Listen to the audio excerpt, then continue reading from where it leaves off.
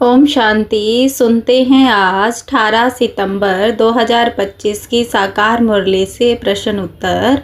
प्रश्न 1, मंदिर लायक बनने के लिए किस पर विशेष ध्यान देना चाहिए? उत्तर, मंदिर लायक बनने के लिए चलन बहुत मीठी, रॉयल और सुंदर होनी चाहिए। इतना मीठापन हो जो दूसरों को उसकी महसूसता आए। आत्माभिमान में ना आकर आत्माभिमानी रहो। निरंतर पुरुषार्थ कर सर्विस में लगे रहो और अनेकों को बाप का परिचय दो। प्रश्न 2, सच्चे मीठेपन का वास्तविक अर्थ क्या है? उत्तर, सदा मीठापन आत्मा की गहराई से निकलने वाली प्रेम युक्त वाणी, नम्रता और पवित्र भाव है। ऐसा मीठापन जो किसी को ठेस ना पहुँचाए बल्कि छू ले और उसको भी मीठा बना दे। प्रश्न 3, हम भारत को पतित से पावन कैसे बना सकते हैं? उत्तर, भारत को पतित से पावन बनाने के लिए पहले स्वयं को बाप की याद से सतो प्रधान पवित्र बनाना है। फिर श्रीमत पर चलकर तन मन धन से सेवा करनी है और अनेकों को बाप से मिलाकर उन्हें भी पावन बनाना है। प्रश्न 4, भगवान और माली की असली भूमिका क्या है?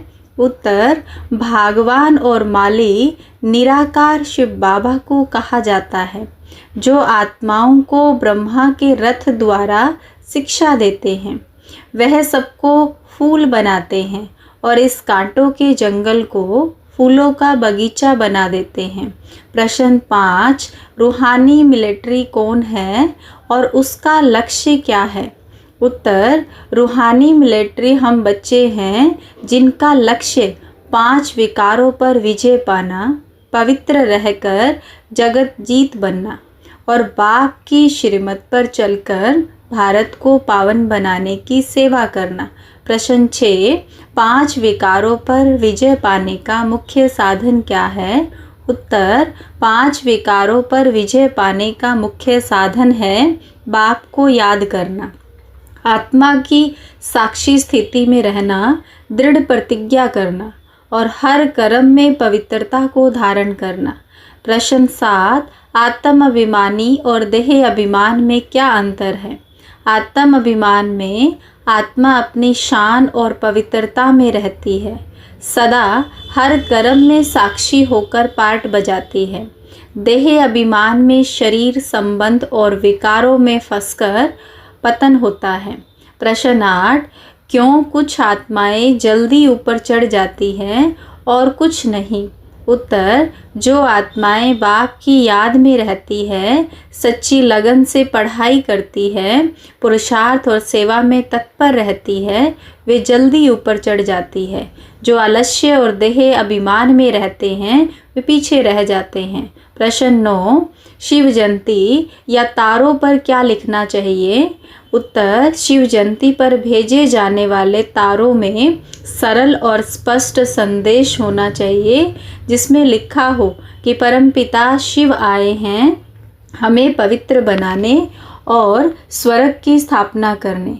ऐसा लिखें कि कोई भी पढ़कर तुरंत समझ जाए और आगे कदम उठाए। प्रश्न 10, ब्राह्मण, देवता, क्षत्रिय, वैश्य वर्णों का नया अर्थ क्या है?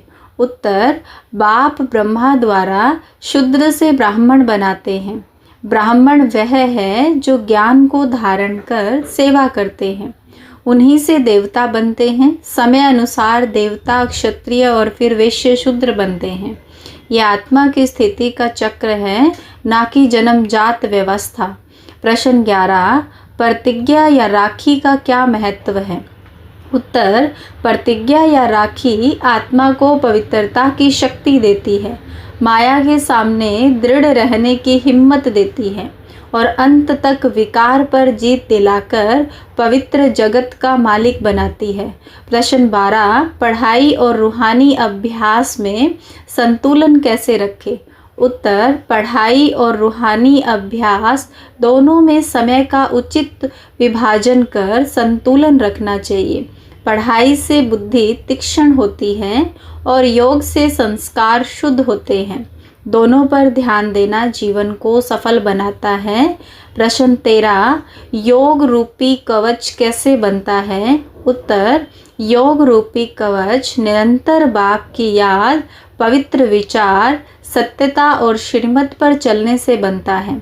जब आत्मा योग में स्थिर रहती है तो माया रूपी दुश्मन का कोई वार नहीं लगता।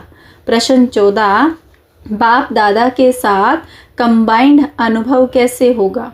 उत्तर, बाप दादा के साथ कंबाइंड अनुभव तब होता है जब बच्चा हर कदम पर बाप को साथ मानकर चलता है। मैं अकेला नहीं, बाप मेरे साथ है। इस अनुभव से हमेशा खुशी, मौज और सुरक्षा रहती है और माया की दृष्टि नहीं पड़ती। प्रश्न 15, आज की सबसे प्रभाव सेवा क्या है? उत्तर, आज की सबसे प्रभावी सेवा है बाप का सच्चा संदेश सरल और मीठे चलन से अधिक आत्माओं तक पहुंचाना, ताकि सबको पावन बनने का रास्ता मिले और विश्व कल्याण शीघ्र हो। हर रोज़ की मुरली से प्रश्न उत्तर सुनने के लिए चैनल को सब्सक्राइब करें और बेल आइकन जरूर दबाएं। वीडियो को दूसरे भाई बहनों के साथ शेयर जरूर करें।